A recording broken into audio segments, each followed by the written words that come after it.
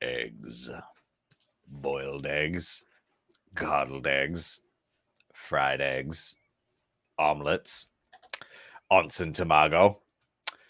Poached egg. Scrambled eggs. Basted eggs. Shirred eggs. Quiche. Some of the many things you can do with real eggs, none of which you can do with a stupid gold egg. Welcome to Tim and Joel Call It in the Ring. We talk about wrestling. Sometimes. Tim, you know so much about eggs. Have you ever considered opening up your own egg restaurant?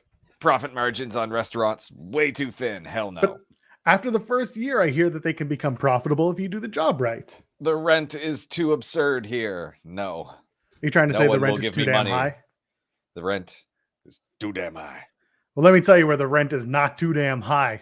And that's here on this channel where you can press subscribe and it's free. No rent, no costs. It's free. Free 99. It's my favorite. You can toss a thumbs up. Oh, okay. Free 99. You can toss a thumbs up on this video. It's free. Free 99. You can also you can leave us a comment. That's also free. You can bash us for all I care. Just to say something. I could use being taken down a peg. Case in point. There you go. Talk us through your egg fantasies. You can also do that on our Discord, where it's also, Tim, how much does it cost? Free 99. You got it. Free 99. Go ahead, join the Discord. There's a link in the video description. It's free. Come and join us, friends. It's also priceless, in case you were wondering. So. Oh, it is priceless. You're all priceless. Friends, we're doing well. Tim, how are you doing? I continue to exist. You're existing is what you're doing? I'm existing. You're excited? Excited. Nearly in ecstasy. Shout out to our friend Ron Patel for noticing I'm not just wearing a black shirt today. I came from an interview and a meeting, and it was good. So it was good. Script. Right, that's right. We're flipping the script. Tim, we have so much wrestling to talk about. We have the Survivor Series. You and I sat in that watch along. You progressively sunk into your chair, into the floor. I progressively talked more and more about everything that's not wrestling related. And the show happened, and it was a 2-match show. And we're going to talk about Raw. We're going to talk about NXT. We're going to preview Dynamite. We're going to give you a little scoopski from Fightful Select about Johnny Gargano. You excited for that, Tim? Yeah. All right. Survivor Series was a 2-match show. Am I right? Am I right? Yeah, and they had the absolute cruelty to decide to bookend the show with the 2 good matches. I mean, smart from their perspective, but wretched from a viewership perspective. Originally, it was supposed to be flipped around. It was supposed to be Big E and Roman opening the show. That's how I was booking it. Yeah, that's how we said it on the podcast before. I was like, I expect the main event to be the women's match because they hyped it like it was the main event. You think there was some sort of like Vince McMahon in the back saying, I'm not going to do the voice. Vince McMahon saying something like, he can't even do the voice anymore, man. I don't know. He's a shell of a man. Anyway, he said something, but do you think maybe his view was like, because Red Notice paid us so much money and the Egg and like The Rock and Roman, do you think he maybe like convinced himself that people will stick around if they put Roman and Big E last? Because keep in mind, this is like a streamable show. This isn't a pay-per-view that you pay $50 for and you're already invested. This is a television show for all intents and purposes, and you can zip in and out as you please. I think the calculus was on the Roman Rock potential, that rumor that was going around, right? Like, I think that's what they did. They knew what they were doing. Do you really think that I don't know if people were really outside of like the wrestling bubble that you and I maybe are a part of? I don't think as many people were expecting The Rock as we think. I just think it was dumb. Like, who cares? What is the 25th anniversary of The Rock's debut? Was that it? They only hit you over the head with it about 2700 times. Like, who cares? Like, you could do that with so many wrestlers. We could be seeing that on every single piece of content they do. So the fact that they chose to do something seemed very pointed. Like, and like, again, okay, cool. The Rock debuted. He didn't matter for quite a while. Like, maybe we celebrate the debut of The Rock that mattered, perhaps, but no. 1998. Oh my God, Nation of Domination Rock. That's the one you want. Yeah, that's the one. That's the one. I don't know. One thing apparently in the crowd, whenever they did those 25th anniversary Rock moments, the crowd would pop. Like they thought the Rock was coming out because they get caught by the music and like they Yeah, thought the Rock was coming which out. is what makes me think they knew what they were doing. Maybe Like, you're right. It's the circus. It's just it kind of comes off in poor taste. Uh, I wouldn't be surprised if it's like that. So to have Roman and Biggie open the night, I almost would have it almost would have turned people off from the show afterwards. Although at the same time, a lot of people wanted to see Becky and Charlotte because there was that weird like, will they, won't they coexist in the ring? I'm not going to do the gimmick for this because this was a legitimate like, do they have a problem? Can they work together? Clearly they yeah, can. yeah, yeah. Yeah, Like it's fine. there were enough people who were asking about that as well. Yeah, I think, I don't have any issue with them doing this because I don't care. I don't care if The Rock shows up. Was kind of glad he didn't. It was funny to me. Yeah. But what I would say about another factor in the switcheroo is I think we're seeing a little bit of a backslide in terms of the women's evolution here. Like I just think they're put a bit more on the back burner. Like they are not focusing on developing the division the same way that they were for a while. I think it's a good point. I think you're on the right track with that. I think you and I may have talked about that a little bit as well. How Yeah. they've shifted focus over the last few years to uh, different people, different styles, different demographics. NXT 2.0, though, when we talk about that, there were 3 women's matches on that show. Yeah. Like the women become a focal point on NXT, but at the same time, how long will that last? We're Well, and seeing here's the things thing. kind of taper off I in its think own that's way. coming with a trade-off too. I think that okay, we're gonna heavily focus on the women in NXT, but I think it's bringing a bit like sexuality plays more of a role than it has in the Mm. last little while. And I think they'll be like, okay, we'll do this, but we're bringing some of this back. Yeah, it's a good point. And our buddy Drew points out, Brooklyn has made at least one surprise appearance in Brooklyn. That's the reality of it.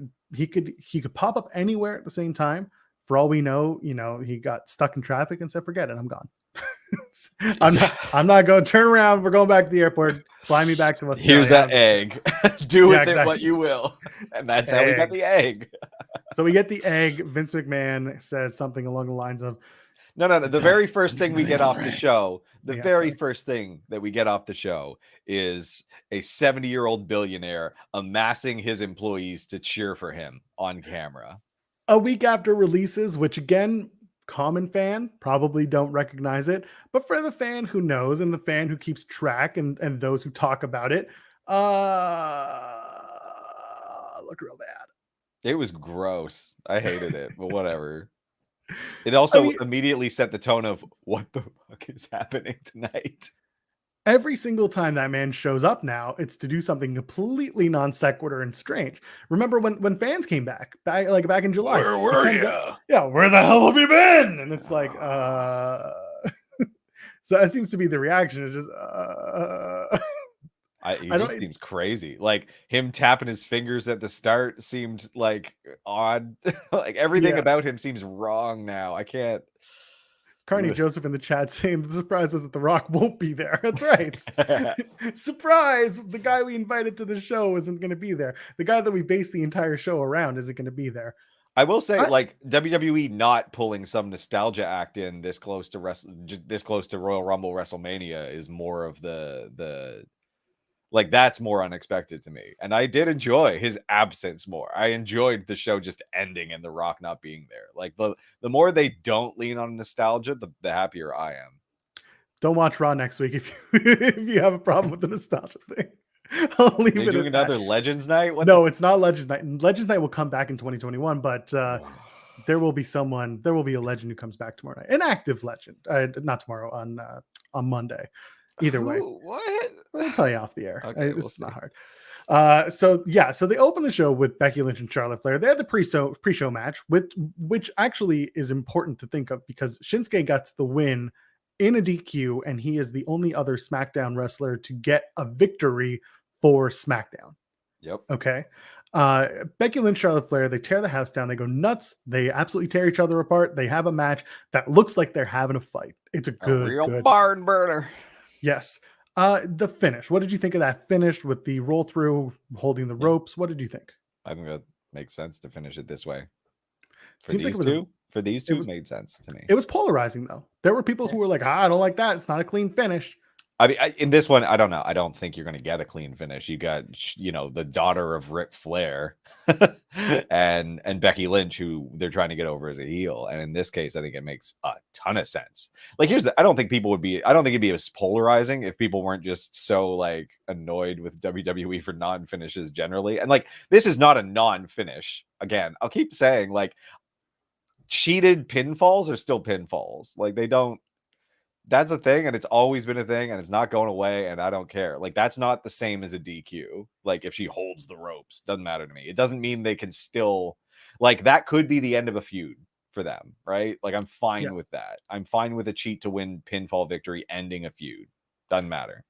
I will push back about the whole like Charlotte taking a loss or not. She's actually pretty good at just taking L's. I mean, 11-time world champion bullshit, but yeah. My comment was the daughter of Ric Flair will also attempt to cheat to win. Like, the fact that like this ended, yeah. So what I was trying to get at there is that both of them are gonna try to cheat and out cheat each other, and you got your little nod and smile and walk away, and like that was perfect. I thought it was the right choice here, honestly.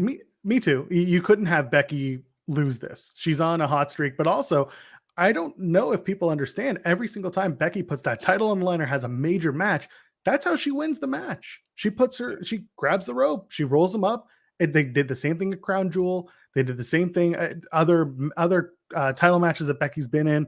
That's how she wins matches right now. And so for me, the finish made perfect sense. Part of the luster here is that like maybe she's not quite up to speed yet. Like, maybe she's still got a little, but she wants to be big time backs, right? Like, she's coming on, she's putting on airs a little bit. And I think that's an interesting story to tell with this, right? Like, she's heel. Like, she's a bad guy. The way that you win right now is like, I might not be the best right now, but I'm sure as hell not going to let them know. Yeah. And it was, again, good match, just simple storytelling to me, at least, especially given what we were dealing with between the two of them. Was it with the old belt chucking? That's right, Rudy Tooty Worky Shooty, as it is. Men's Survivor Series match, Seth wins, beats Jeff Hardy, who's clearly going to face Roman Reigns at day one in a TLC match. Jeff Hardy making it all the way to the end. Did that shock you? No, because you've telegraphed this. I think like they are building him up.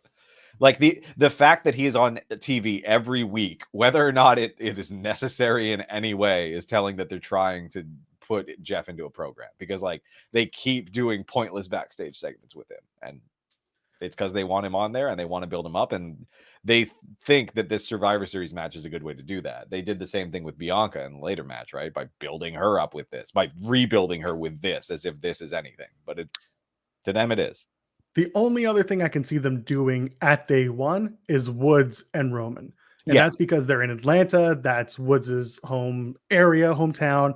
And you know how WWE likes to beat people in their hometown. But also you're building right now to Woods having more of a singles run with the King of the Ring crown. I mean, and we could do that, and then we could do Jeff Hardy and Roman at the Rumble. Like, as long as we get that TLC match, that's all I want. And I think that's all they want. It was a 30-minute match, and to be honest, most of that was probably intros.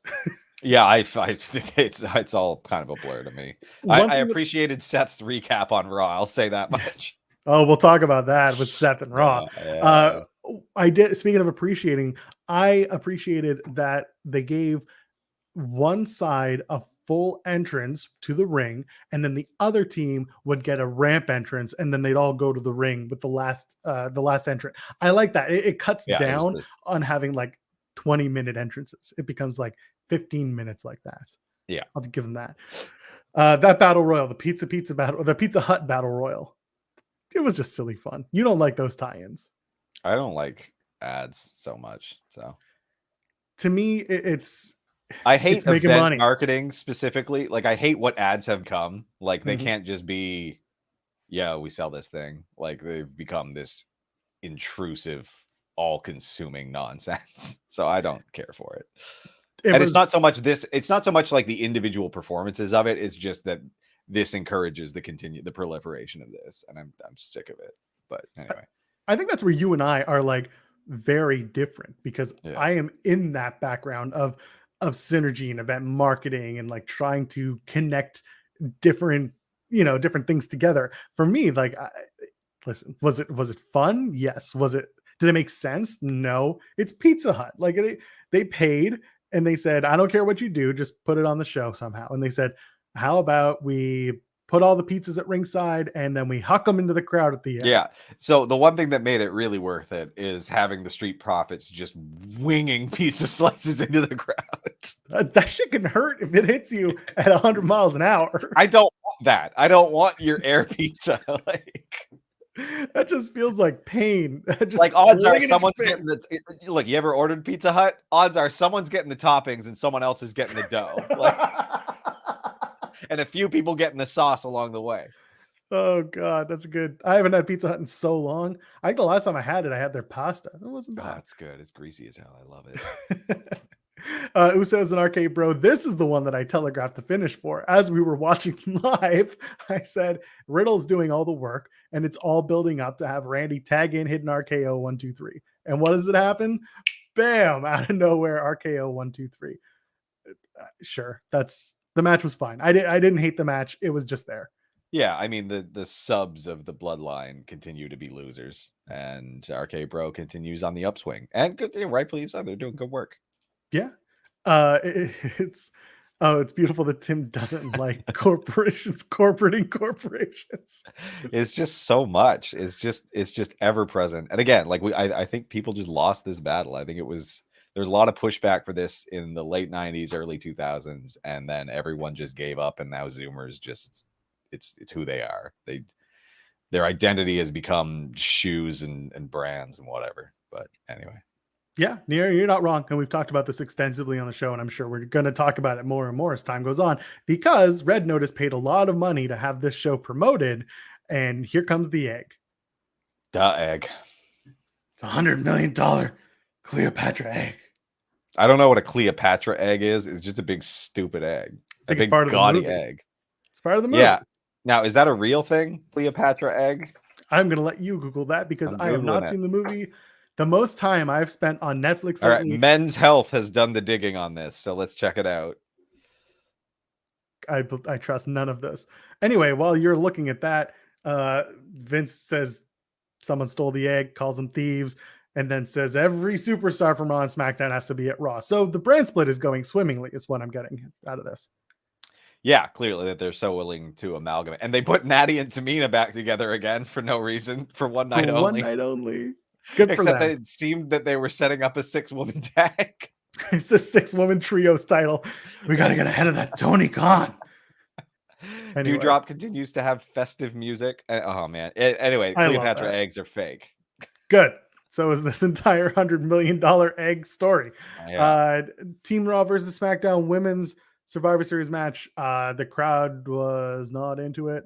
And you know what? Kudos to Becky Lynch the next night on Raw for pointing that out and just calling the crowd out. Excellent. It was great. I thought until you're full of crap. Great promo right here. My God. Killing it. And again, everyone wants to hate on this heel turn. I think she's doing a great job. I think it's fine. I don't think there's any issues with it. Yeah. And again, Becky straddled the line and then, basically tore everyone apart and said, you dumb. You're not, you don't love these up and coming women. You just want the same thing all the time. So Shotzi and Belair are the final two. Belair, who was down 4-1, gets the win. They did a thing where they counted out Sasha, even though she wasn't supposed to be counted. Something got weird. And so they protected. Oh, Sasha. Yeah. They just she kept jumping up to the apron and everything. And it was like, no. Yeah, very strange. Okay. So anyway, Banks was out about 20 minutes and the crowd was like, nah, forget this. I hate this. And then the rest of the show was not the rest of the show. The rest of the match was kind of like, meh. Okay. I saw what they were going to do with it. Okay. Sorry. Now I'm being questioned on the Cleopatra eggs being real. Apparently it's a real thing. Mark Anthony Men's Health totally screwed me. 4 or 5 eggs to show his loyalty for her birthday. Good thing Vince has the one that's left. That sounds like the type of thing that's horseshit, though. That story doesn't sound real at all. Whatever, man. It all goes back to the stupid movie. And the thing I'm watching on Netflix right now is The Blacklist. So I'm watching nonsense all day anyway. So maybe I'll go watch Burnt Notice. Anyway. And then we get to the main event. Big E and Roman Reigns. Again, a solid match. Kind of wanted Big E to win because I think you and I talked about it. Both sides gain something from that. Roman becomes an absolutely murderous jerk, and he's upset that he lost the match.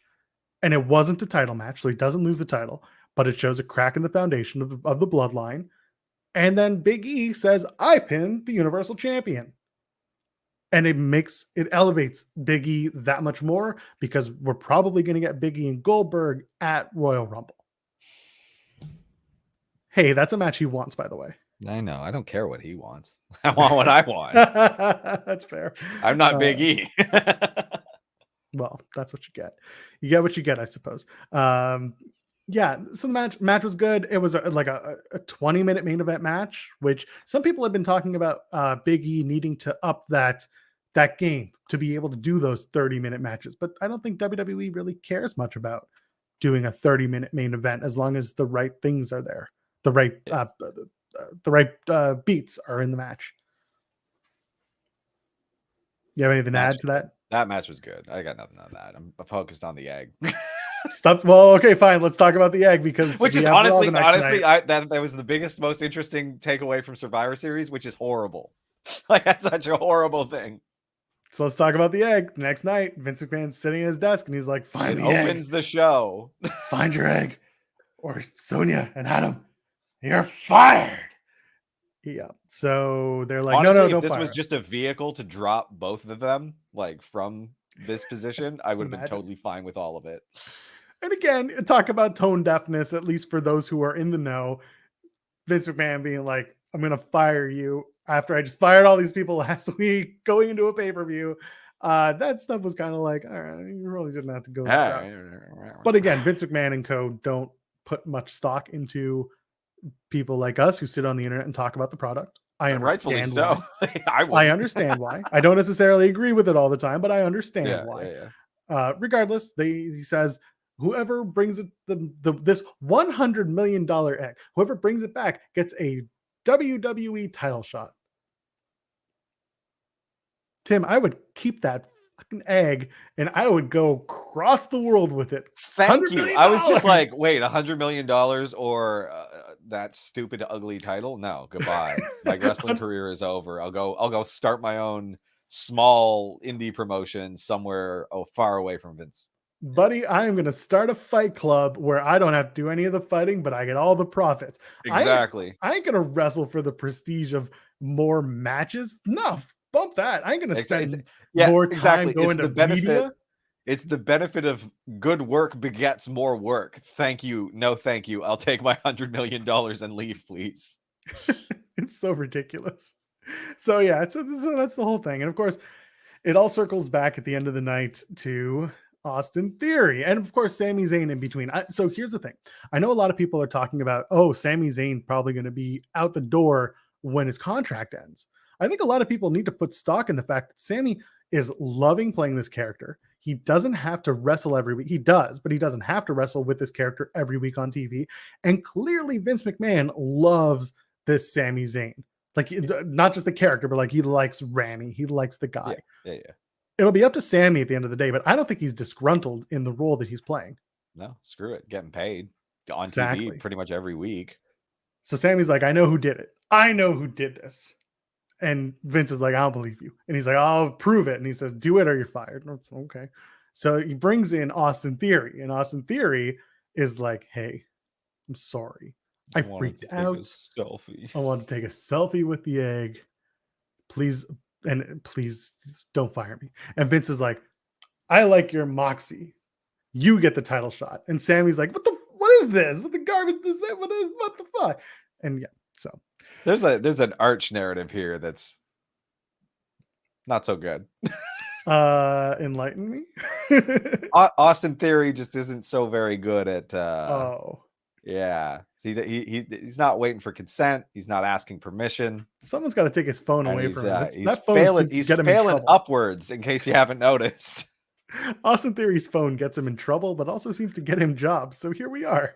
Regardless, Theory gets the title shot for some reason, which, you know what? I will draw this, but I will circle back, and I made reference to this on the internet.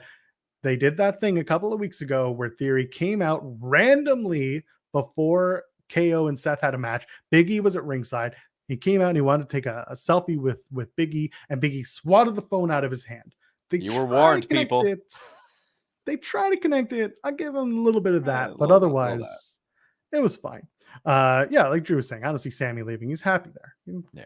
KO, we'll find out. I think KO is going to come down to what he and his family want and what opportunities come with it. So I'm not going to speak for anyone's expectations. I just know that Kyle O'Reilly will be at the AEW Dynamite show on December 1st in Duluth, Georgia. So let's move along. In the show, Kevin Patrick's interviewing Randy Orton, and then all of a sudden Matt Riddle comes out, and Riddle's wearing Drew Gulak's tights, and he's being Randy Orton. Good bit. Loved it. You liked it? I liked it. On the fence. It was cute. Good Riddle match after. Yeah, Riddle and Ziggler then have a match for some reason. I'm guessing we're building to Riggler and Zood. My God, Ziggler and Rude having a match. I mean, it worked for Randy Orton. It worked copying Randy, so maybe they come back as Riggler and Zood next week. Oh, could you imagine? That's how they do it. If anyone's going to do it, Dolph Ziggler's going to do it. Bobby Roode wearing a Dolph Ziggler wig, but it's spaghetti because his hair just looks like ugly ass spaghetti. That's perfect. I didn't hate it. I didn't hate Riddle doing the Randy thing. It was pretty spot on. That RKO is a thing of beauty. Yeah, and even Randy doing the Bro Derek afterwards. Bro Derek, yeah. Fine by me. I like that they're trying to make a tag team that has synergy, even though they've been just randomly tossed together. Yeah. There's something there. So that was that match. Riddle wins as expected. I'm sure next week Randy will lose the match to Robert Roode randomly. It'll be a distraction. Yeah, it's some sort of horrible roll up.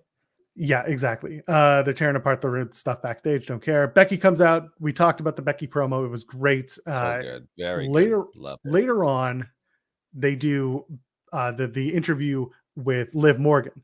And Liv Morgan is like, I don't know how you feel about it. It wasn't my favorite interview. But Becky then shows up and starts like shit. Yeah. And while she's doing it, just bullies the hell out of her. And Liv's like starting to look like she's gonna cry. Liv did good at looking like she was gonna cry. That was good, which is not easy. So and then just smacked her in the face, and Becky's like, "Oh my God, she hit me in the face." Love it. It was a very Conor McGregor moment, and I was into it. So yeah, they do Tamina and Bianca Belair again. Don't need to talk about that. Belair gets the win, but of course. Dewdrop, of course, coming after Bianca Belair. That's what I want. Yeah, heel Dewdrop with her dance music. That's what you do. Hey man, that music is good. You gotta do the dance too. Yeah, except that now she's a heel, which is weird. Only I may dance. It'll never be good. Balor and Seth doesn't happen for multiple reasons. First, they beat each other up. That's fine. That was supposed to happen. Then, as Balor's walking towards the top of the ramp, Seth is walking towards the top of the ramp. Did I say Balor? I meant Seth. Yeah, yes. yeah. As Seth is walking to the top of the ramp, some guy just goes and tries to take him down. It looked bad, but after taking a look at the fan cam footage, he immediately got him in a headlock. Yeah, and you know what? He did the right thing. Seth handled it as best as he could.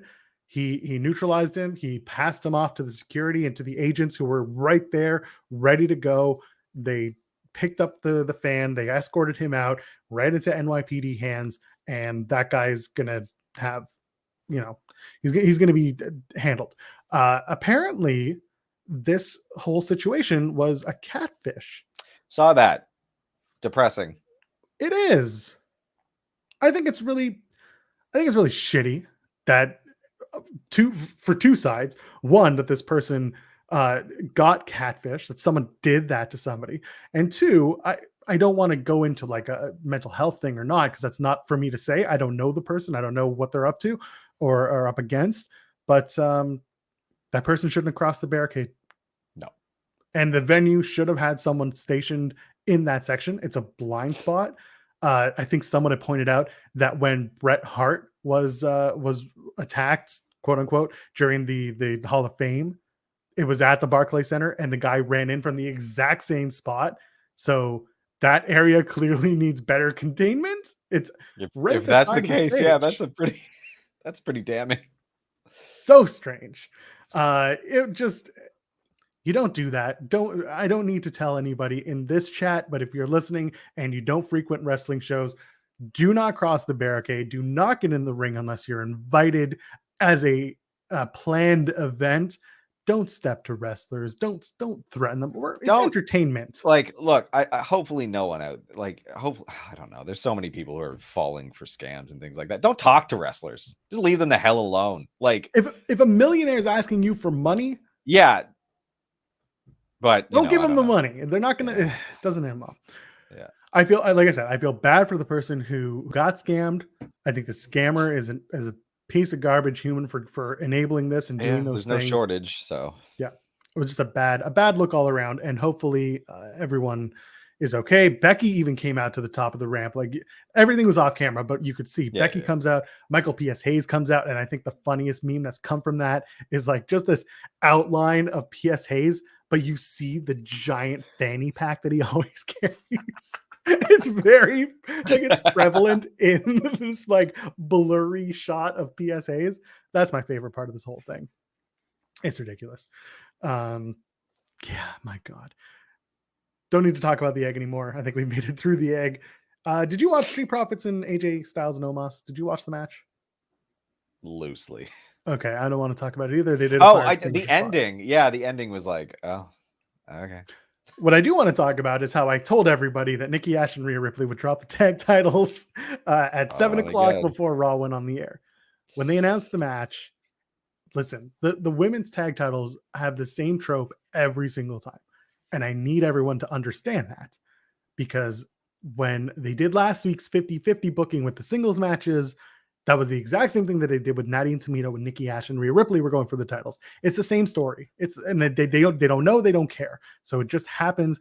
Now, if anything, it's just an excuse to put Queen Zelina on both shows and have Carmella on both shows. And if Corey Graves follows suit and does the match, any match that Carmella's in, have Corey Graves come out and be the guest commentator so that he could stroke off to Carmella while she's coming out. I think that would be hilarious and super obnoxious. What do you think? Whatever. I don't care. It was a 5-minute match. It was quick. These matches don't matter. This belt doesn't matter. Like, no, these belts. No, they don't. It's just sorry, Zelina, for not putting your match on the 9/11. I thought it was conspicuous that her like, "Hey, Vince apologized to me personally" article showed up like immediately before this as well, and it's like, oh, thank you. I'm glad you pointed that out, because it's just like, oh, what happened to talking about unions, Zelina? Money happened. Exactly. Reggie drops a 24/7 title to Cedric Alexander, who then loses that title to Dana Brooke. And then what happens afterwards? All the wrestlers are like, oh shit, what do we do? Do we touch her? No. Can we touch the woman? What do we do? We can't touch the women. We can't do it. What do we do? I don't know. They're all confused. They're all looking around like, what do we do now? And so who's going to be the woman who takes the title off of Dana Brooke, do you think? Or someone pointed this out. Apparently, the only people who take the title, like the only men who take the title off of the women, are WWE legends. So who's the legend who's going to take the title from Dana Brooke, or who's the woman who's going to do it? Come on, Randy Orton. Randy, I don't think Randy wants that title in his collection. I'm surprised Dana did. Did you see the thing where everyone came back and celebrated? I was like, oh, that's well, she was just excited to be there. It's her first title. You know what? Good for her. Yeah, good. Whatever it is, it's her title. Let her have it. I think it's great. Yeah, sure. Jeff Hardy's going to be the one win that 24/7 title, and then at day one in a TLC match, it'll be title for title, 24/7 title, universal title, on par with each other. Wonderful. And then when Roman wins, he takes the 24/7 title and just throws it in the trash, and we never see it again. I'm surprised that the egg didn't end up being about the 24/7 title, because it was so absurd and so stupid. Yeah, I don't think that Vince McMahon doesn't want to be associated with the 24/7 title. I wouldn't be surprised if Vince pitched it and the Rock's people were like, absolutely, don't do that. Nope. Make it worthwhile.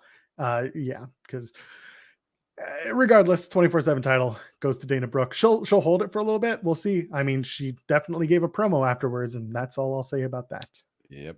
Dominic Rey Mysterio, MVP, Lashley. Big fan of Lashley beating the shit out of the Superstar Sons. Yeah, it's great. He's just a man who hates boys. He'll get Austin Theory next. That's fine by me too. Just waiting for Dominic to turn on Ray. That's all we're doing here, and I fine also with that. don't want that ever. I just don't. I know they're gonna make it happen. I don't want it ever. Just MVP is never my happen. real dad. Just break up as a tag team without having a stupid feud I don't care about. But we're gonna get it at WrestleMania. It's gonna suck. Big fan of MVP telling Ray, that your wife's disgusted with you. Give her my number. She'll call me. I love that. Very MVP downright continues shitty. to be great. Yes. Yeah, it's just a good time.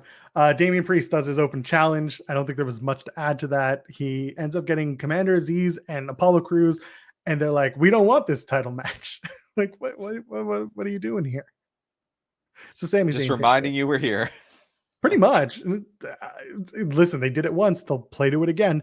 What do you think? Do you think Apollo Crews is going to be the man to defeat Damian Priest for the U.S. title? No, To make Priest then go for the WWE title? I don't think he's there yet. I think we got. I agree with you, especially because they can't put him on TV for subsequent weeks. Yeah.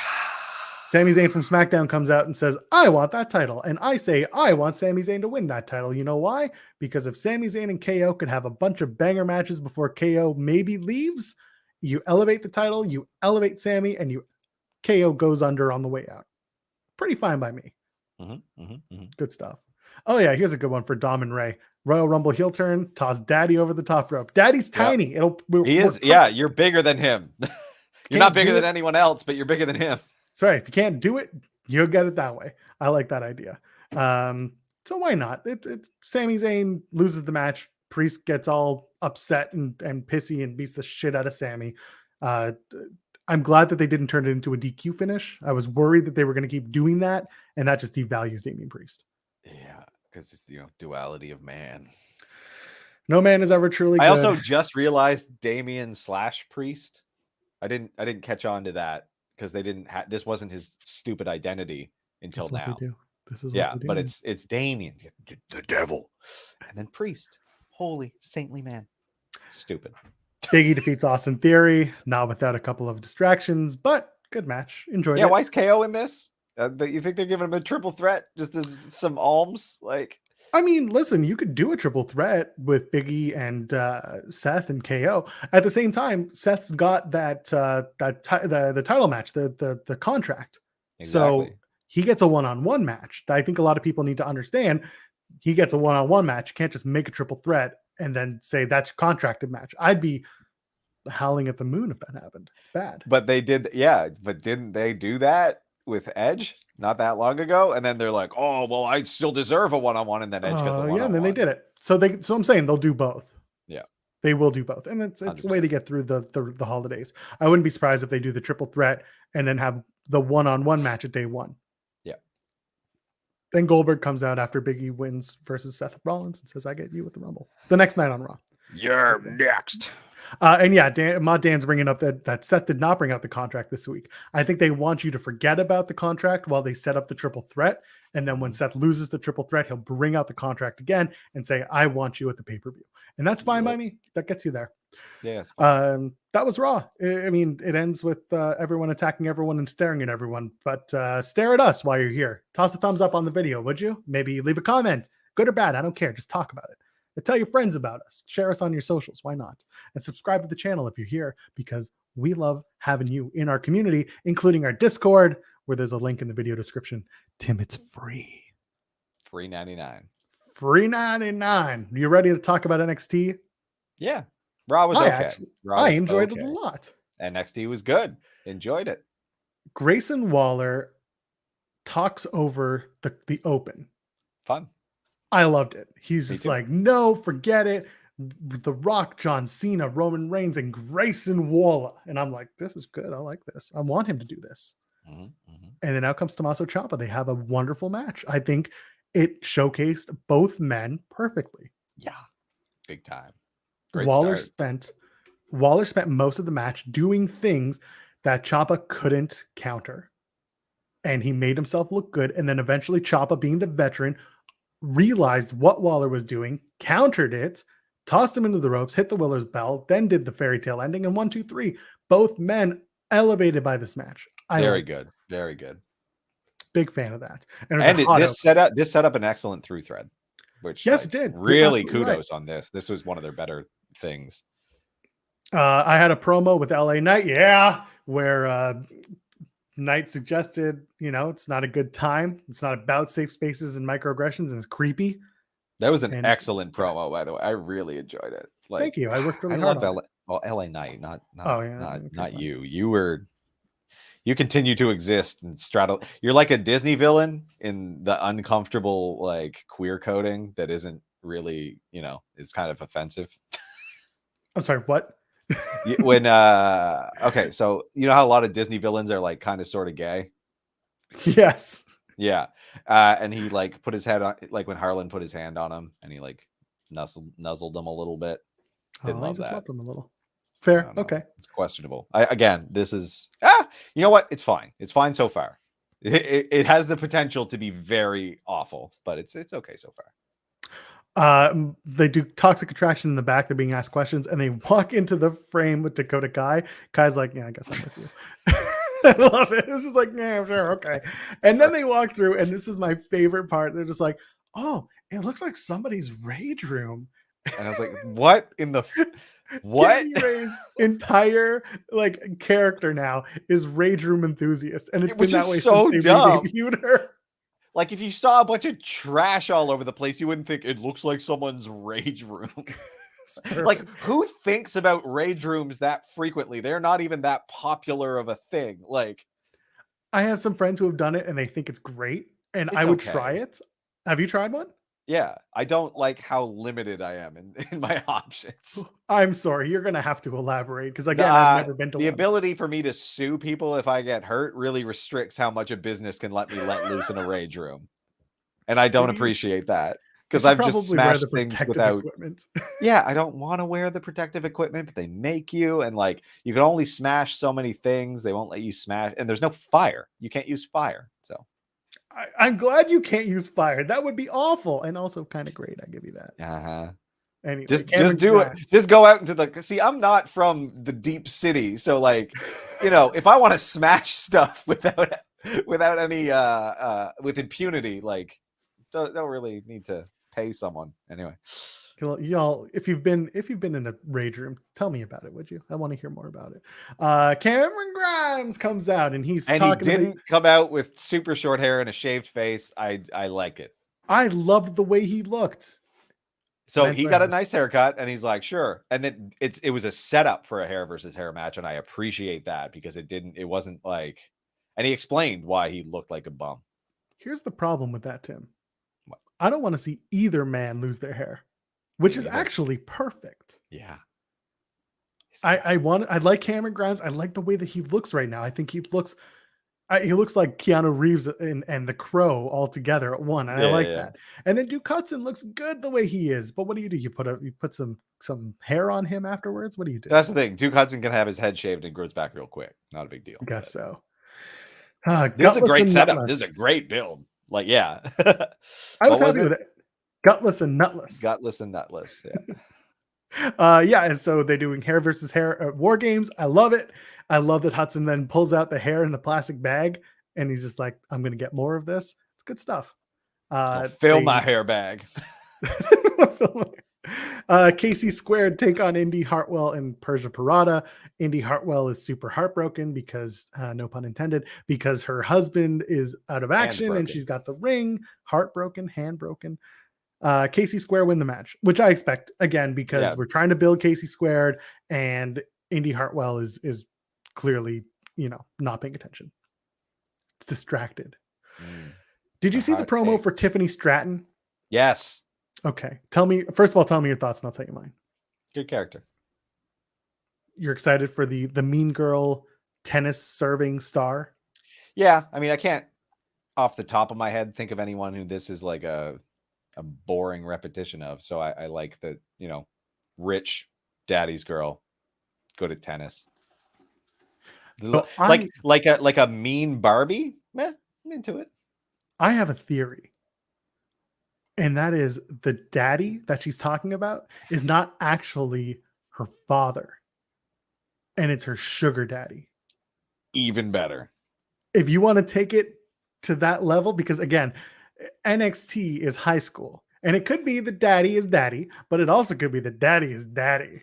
Either way, like the way that they were, the amount of times daddy was said, I have a feeling that we get to meet daddy at some point. Oh, so good. And I Imagine don't know daddy, who that's going to be, but daddy is William Regal. oh, oh You're welcome. no. You are so welcome for that. Oh, now I'm sad. Where's Samoa Joe? Oh my God, Daddy Joe. That's even worse. And I that love would be it. terrible. I don't want that. Yeah, they want to get more. NXT wants to be more edgy. That's right. This is a good way to do it. I'm on board with that. That sounds fun. Yeah, fine by me. Andre Chase and Cameron Grimes, by the way, they had a face-to-face. They look very like nothing like they look alike. They have a lot of qualities, similar qualities in the face. Yeah, kind of. Go back and watch the segment, and you'll be like, oh, okay, interesting. Good stuff. Yeah, that's the other thing. Stratton is ripped. She comes from that background. Daddy is big, sexy Kevin Nash. Oh, I am game. That one fits. That one's perfect to me. Like that would be absolutely perfect. Daddy Nash. Let's do it. And he's fun, right? Like he's done some movies and stuff where he's always like a hoot in them. So I think he would have the chops to do it well. Spread the word. NXT is high school. And you know what? Denise Salcedo said it last night on her Twitter feed, and I immediately jumped on it. Someone brought it to I think Mod Dan brought it to my attention. I jumped in and I was like, we talked about this. I wanted everyone to know. Someone gave you a shout out for the Breaker High reference, by the way. Nice. Good stuff. Yes, Stratton is trained by Greg Gagne. I had pointed that out to a few people. So there you go. There you go. Let's go. Daddy's Little Rich Girl is the theme song for Tiffany Stratton. Nice. Malik Blade and our friend Santasma Santos Escobar is back. He's going to win everything. Malik Blade continues to just show up to get his ass beat. It's fine. Like I said, it's going to lead to him winning the North American title in a few months. And subsequently getting released. But at least he's not dating or married to one of the referees. So it won't be nearly as awkward. Anyway, Elektra Lopez is like, hey, Zion Quinn, you don't say no to us. But is he dating the referee who did the thing for Sonya Deville? They are engaged, yes. Do they need the money? No, they're fine. Is that why she's committing crimes? I think they're okay. He worked at GCW 2 weeks ago. Anyway, Elektra Lopez running down Zion Quinn. I know it was a bit. It wasn't a good bit. Anyway, out come Kyle O'Reilly and Van Wagner. And first of all, I'm sitting there just like, why are we doing this? What are we doing? They want Legado. Legado wants to be the next tag champs. I'm all apparently for it. I didn't know they wanted that. Marcel Bartel and Fabian Achner come out and they're just like, I don't give a shit. Two of you guys can fight it out to figure out who's going to face us at WarGames. They don't speak Italian. In my notes, I have someone wrote a triple threat feels much more likely. That person doesn't know that WarGames happens after December 1st. And December 1st is when Kyle O'Reilly debuts for AEW at the show in Duluth, Georgia. So the match next week is Kyle O'Reilly and Von Wagner, in which Kyle O'Reilly eats the pin. And the date on that is, the 30th of November. And then next night, out comes Kyle O'Reilly, flew from Georgia. He could have driven from Florida to Georgia. And there you go. He's in Duluth and he makes his debut. Meanwhile, Von Wagner, I don't know, he'll maybe beat up Kyle on the way up to the main roster. But it's going to be Legado del Fantasma versus Imperium at WarGames. I'm telling you now, have fun with that. Yeah, it's fine. Cora Jade, by the way, putting an end to our "Can They Coexist" video because she thinks so. They know they're aware. They're aware of what they're doing. They are very hyper aware of the silliness of "Can They Coexist." Write something different. Then God forbid. Tony D'Angelo is leaning into the gimmick. He comes out into this later. We'll talk about that. Yeah, I'm pretty sure he misused the word Shylock, but whatever. Did he say Shylock or Shyster? He said Shylock business. Maybe and I was like, that's a loan. That's not a bookie. Anyway. Cora Jade and Mandy Rose. So Cora Jade is back to the getting not distraction, but getting roll-up wins against people that you never would have expected. I'm fine with it. I don't know about you. I believe Mandy Rose getting rolled up to lose all the time. It was a distraction. Sure, Kaylee Ray was involved. Obviously, we're got that going bat. to Kaylee Ray. Yeah, Yeah, she's yeah, going to yeah. use that bat. Rage Room enthusiast Kaylee Ray will get a title shot. Why not? Do you think maybe they can do everyone who's in War Games for the women? If Mandy Rose loses the match, all 4 of them get title shots against Mandy. Would you do that? Yeah, that sounds cool to me. That sounds very good. Again, hey, maybe they've written something different. We'll see.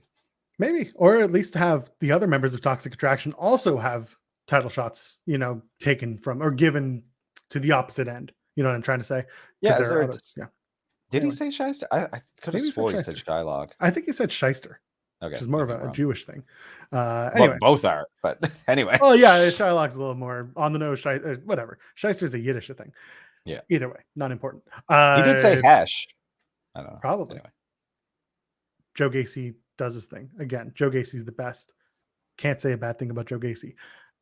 He was supposed to have a match with LA Knight, yeah, but then Grayson Waller comes out and they beat each other to the back, which is another Fight through threat forever. that continues. Fine by me.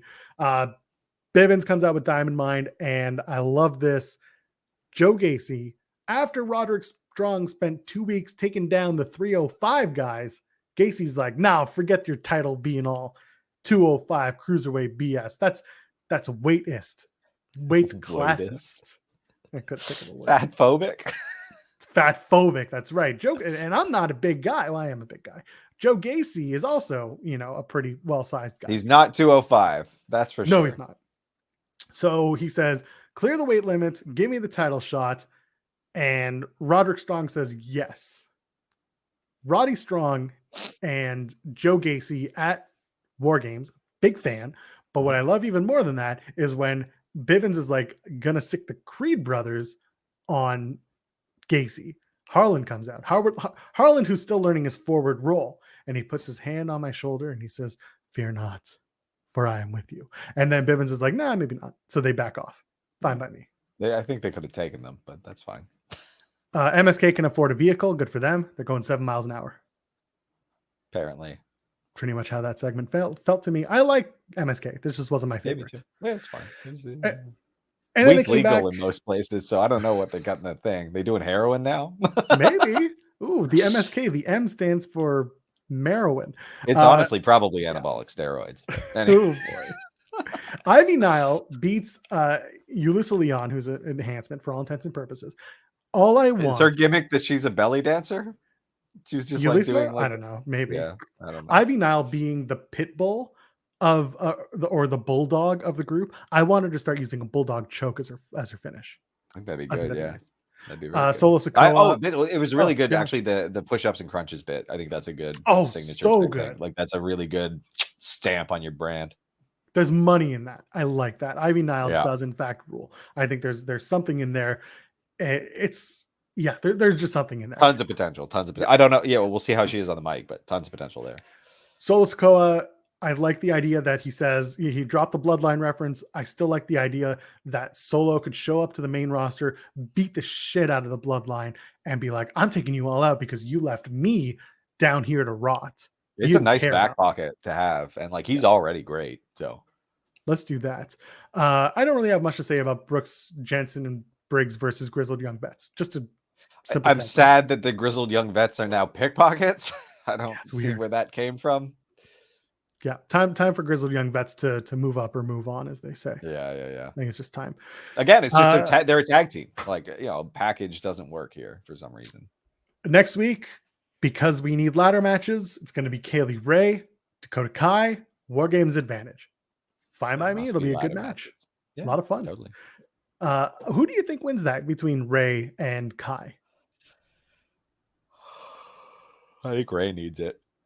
I think Kaylee Ray wins. I also think Kaylee Ray is going to turn on her team and cost them the match at War Games, or at least turn on her team and just turn on her team. Whether or not they win or lose, that's another question. Just turn them on. Edgier. Just turn them on. That's Toxic Attraction's already working on that, so I guess maybe it makes perfect sense. Gargano, Dunn, and Hayes in the main event. A very good match for the North American Championship. We all knew what this was going for. We all knew what this was leading to. Big fan. Hayes gets the win as expected. Gargano is Gargano's in War Games. So is Dunn. So is Ciampa. So is LA Knight. Yeah. That's your 4 for 1.0. They're going to take on 2.0. 2.0 War Games is Carmelo Hayes. It is Braun Breaker. It is Grayson Waller. And I forget who the 4th one was. Was it Trick? Oh, no, it's Tony No, D. Carmelo. It's Tony D who's going to win the match. D. That's right. Tony D is going to win the match. He will win the match. Yeah, so that's fine. And Braun Breaker gets to do the War Games thing this time. I wanted him to do it kind of like Scott Steiner. War Games, fat asses. But not what he did. No, I don't think they're going to let him do that. It was good. I thought the transition into this was really well done. And then, Braun Breaker being the poster child I was like, yeah, he's going to come out and he's going to say War Games. And he came out and he said War Games. Yeah, it was fun. It was what it was. Four-door soup, actually. I like this. Roman should say something on Friday about the Usos losing at Survivor Series and then bring up Solo Sikoa. That's a cool idea. Has his new guy. Mod Dan saying, where's Regal? He's currently paying for Tiffany Stratton's wrestling and tennis lessons. Not putting it out there. Daddy's gonna come back and show us all. It would be nice to see him do the War Games announcement, but he didn't. So here we are. Well, I mean, we haven't seen that. He brought in. Well, they're just not part of 2.0. I think he's fine. I just really think he's more back end focused, and they kind of took him away from being front of camera focused. Yeah. That's fine. He is the principal of NXT. 2.0's lawless. It's faceless. It's not lawless. It's mostly lawless. He's lawless. What's not lawless is dropping a thumbs up here on the video and joining our Discord. And very lawful good, that is. That's do right. that. And share the video. Tell your friends about us. Why not? Okay. Let's talk about AEW tonight. We have a sold out Thanksgiving Eve show in Chicago at the Wintrust Arena. If you're there, have fun. If you're watching like we will, it'll be a fun time. Are you ready to run this shit down? Oh, we're not going to talk about Boa? No, we don't need to talk about Boa. Continue. Sting Boa will be for another time, my friend. Okay. There you go. Apparently Regal's doing NXT UK things. So AEW, let's talk about it. CM Punk takes on QT Marshall because of course he does. The Thanksgiving turkey gets stuffed. Tim, where are we going? Is Punk going to get punked out after this match? Hopefully. In his hometown? Yep. You think so? Yeah, I don't know. No, there'll probably be another fake out promo v promo MJF. I think MJF gets involved. Yeah. Do they talk, or does Wardlow beat the shit out of Punk? Because we're going to that.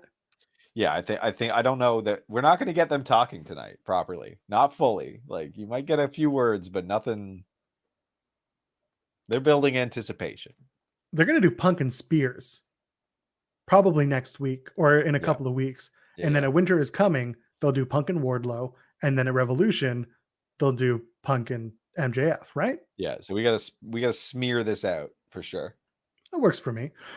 Speaking of people taking on entire factions, Bryan Danielson, the Americanson, Dragonson, Bryanson Danielson takes on Dark Order's Colt Cabana, Boom Boom, who is from Chicago, because Bryan Danielson is on the Dark Order beating you in your hometown. Yeah, he's on the Mortal Kombat, like one fighter at a time. Yeah. Uno should have been higher. Okay. That's all I'm saying. Uno feels first.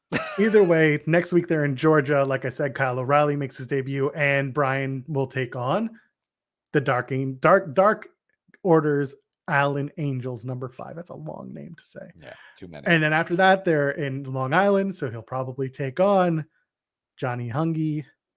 And then after that, they're in Texas for Winter is Coming, where they take on Cowboy Hangman Page. Fine by me. Does it work for you? Yeah, I think there's a weekend in the middle that I forgot. Either way, that's Danielson. There's enough Dark Order members to throw one in there. Could you imagine? Oh God. I wonder. No, I don't think there's a live Rampage between now and then. Either way. And then we've got TBS title tournament. Thunder Rosa takes on Jamie Hayter. What do you think? Is this Thunder Rosa's big loss? Is it Jamie Hayter moving forward? Does she eat the L? What do you want? No, I think it's the continuation of Britt Thunder Rosa. I think Thunder Rosa wins. Okay. I'm down with that. Thunder Rosa getting a big win. She'll get a big pop, especially in Chicago. So fine by me. And then presumably in the main event, everybody's favorite, hashtag Cody Rhodes, who has the hash flag for some reason because he doesn't have a Twitter account anymore. I was about to say, is he back on? No. No, he's not. He just gets hashtag Cody Rhodes with the American Nightmare flag. Hash flag. Anyway, Cody Rhodes teams with Pac and the Lucha Bros to take on Malachi Black, Andrade El Idolo, and FTR. What are you expecting? What do you want out of this match? Is there a bigger story that could play out? What do you want? It to end. Fair. I don't know. I don't know what do you want. An elegant transition out of this never-ending feud. Okay. Yeah, I don't like FTR and Andrade at all. Like I don't like that bit that won't end. No, I don't care. It doesn't do anything for me. I want Pac to do more interesting things. I want Malachi Black to do more interesting things. Yeah, that's it. The bigger story is Black and Cody finally stopping their feud. That's what I want. Stop the Codyverse. I want to get off. Yeah. That's all it is. Yeah, we can transition to somewhere else. I think Andrade Cody is a good one. Pac and Black. Yeah, see, those work for me. Yeah. Do that. Start getting those guys. Get Miro involved. Of course, we don't know how his health is. Yeah, I don't know what's the word there. Yeah, we'll see. Regardless, that's all that's been announced so far for AEW tonight for Dynamite. It's going to be a fun show as it usually is. Check it out. We'll talk about it in the Discord. You can find a link free in the description of this video while you're tossing that thumbs up and leaving a comment on the video. Until then, Tim, where can the kids find you on the internet? They can find me at Timstone, PTIMBSTONEP on Twitter and Instagram. Show is at Tim and Joel Pod, timandjoelpod.com. It just routes you back to YouTube for now. And I am at Joel Pearl, JOELPEARL. We'll see you on Sunday at noon Eastern, where we're going to talk about AEW a bunch because that's what we do. And I'll tell you other stuff. Johnny Gargano has an extra week on his contract, by the way, according to Fightful Select. Subscribe to FightfulSelect.com. Okay. Until then, ladies, gentlemen, friends beyond the binary. Yeah, I left that for the very end. Oh, yeah. I don't even know the significance of that. Because of War Games. Good night, everybody.